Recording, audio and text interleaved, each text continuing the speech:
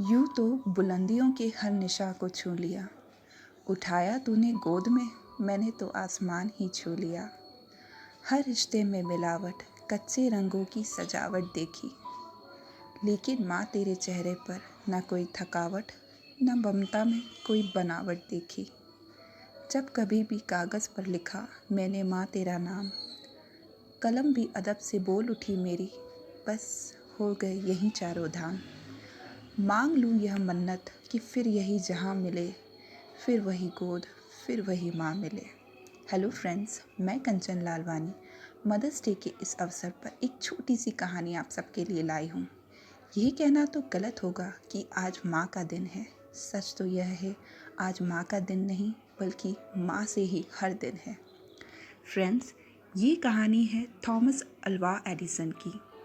एक दिन Edison school से अपने घर आया और स्कूल से मिले हुए पेपर को अपनी माँ से देते हुए बोला कि माँ, मेरे शिक्षक ने मुझे ये पत्र दिया है और कहा है कि इसे केवल अपनी माँ को ही देना।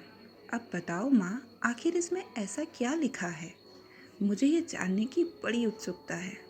तब पेपर को पढ़ते हुए माँ की आंखें रुक गई और तेज आवाज़ में पत्र पढ़ती हुई बोली, आपका बेटा बहुत ही प्रतिभाशाली है। यह विद्यालय उसकी प्रतिभा के आगे बहुत छोटा है और उसे और बेहतर शिक्षा देने के लिए हमारे पास इतने काबिल शिक्षक नहीं हैं।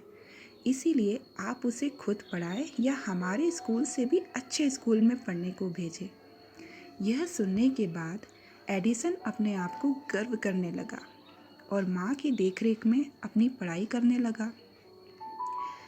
एक दिन एडिसन के माँ की मृत्यु के कई सालों बाद एडिसन तो एक महान वैज्ञानिक बन गया और एक दिन जब वो अपने कमरे की सफाई कर रहा था तो उसे अलमारी में रखा हुआ वही पत्र मिला, जिसे उसने खोला और पढ़ने लगा। उसमें लिखा था कि आपका बेटा मानसिक रूप से बीमार है, जिससे उसकी आगे की पढ़ाई इस स्कूल में नहीं हो सकती। इसीलिए उसे अब आप स्कूल से निकाला जा रहा है।